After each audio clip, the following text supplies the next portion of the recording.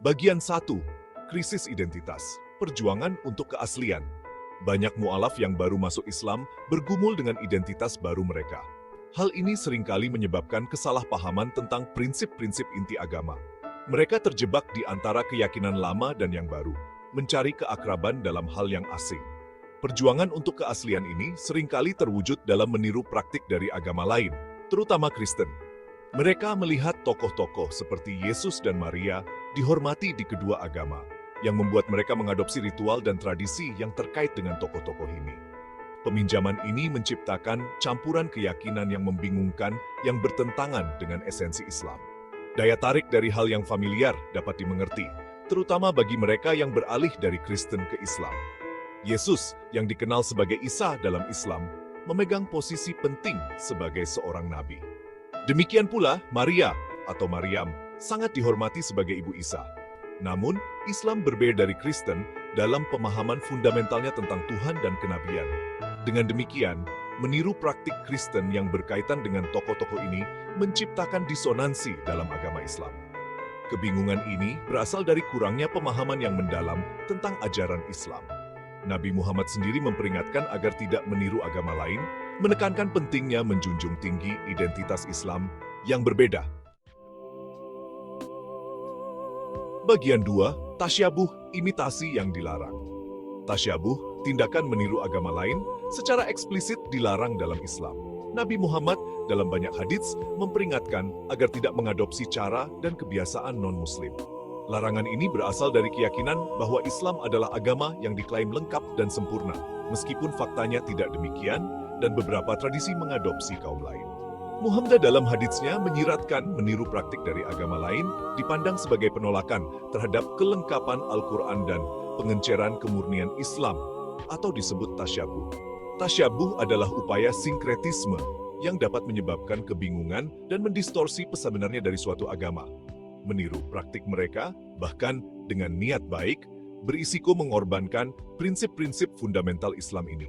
Konsep tasyabuh menantang umat Islam untuk mengkritisi keyakinan dan tindakan mereka. Tasyabuh ini membutuhkan studi mendalam tentang Al-Quran dan hadits, mencari pengetahuan dari sumber dan cendekiawan yang otentik, termasuk praktek-praktek yang telah ada, yang ternyata juga mengadopsi keyakinan lain, termasuk kurban, rukuk, berkerudung, sunat, dan lainnya. Bagian 3. Perselisihan internal, menabur benih kebingungan. Peniruan praktik Kristen dalam Islam menciptakan perselisihan internal dan menabur benih kebingungan di antara orang beriman. Ini mendorong rasa ambiguitas tentang prinsip-prinsip fundamental agama yang mengarah pada ketidaksepakatan dan perpecahan dalam komunitas. Kebingungan ini terutama terlihat di antara para mu'alaf yang masih bergumul dengan nuansa ajaran Islam. Penghormatan terhadap Yesus dan Maria, meskipun diakui dalam Islam, berbeda secara signifikan dari pemahaman Kristen. Oleh karena itu, mengadopsi praktik Kristen yang berkaitan dengan tokoh-tokoh ini bertentangan dengan perspektif Islam dan menciptakan disonansi dalam agama. Disonansi ini dapat dilihat dari upaya-upaya mu'alaf mengklaim dirinya mengikuti Yesus atau Maria. Perselisihan internal ini melemahkan persatuan dan kohesi komunitas Muslim.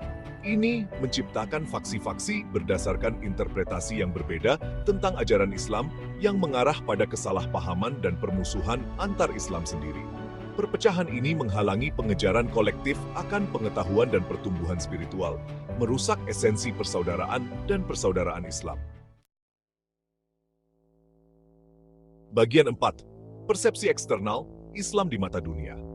Peniruan praktik dari agama lain, terutama Kristen atau klaim sebagai umat Yesus atau meniru ajaran Yesus, berdampak negatif pada persepsi eksternal Islam. Ini memproyeksikan citra Islam sebagai agama turunan, meminjam dari tradisi lain daripada berdiri sebagai agama yang unik dan mandiri. Representasi yang salah ini memicu kesalahpahaman dan memperkuat prasangka yang sudah ada sebelumnya terhadap Islam. Meminjam praktik Kristen dapat disalahartikan sebagai tanda ketidakcukupan Islam. Ini dapat memberi kesan bahwa Islam tidak lengkap dan memerlukan suplemen dari kaum lain. Lebih lanjut, peniruan ini dapat melanggengkan stereotip Islam sebagai agama sinkretis, perpaduan keyakinan dan praktik pinjaman. Ini mengaburkan permadani pemikiran dan tradisi Islam yang rumit, menampilkan citra agama yang terdistorsi dan dangkal. Representasi yang salah ini menghalangi pemahaman yang akurat tentang Islam di antara mereka yang berada di luar agama.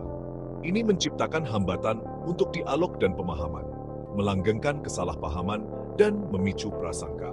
Oleh karena itu, peniruan praktik Kristen secara tidak sengaja berkontribusi pada penggambaran negatif Islam di arena global, mengurangi daya tariknya dan menghalangi pesannya untuk menjangkau khalayak yang lebih luas.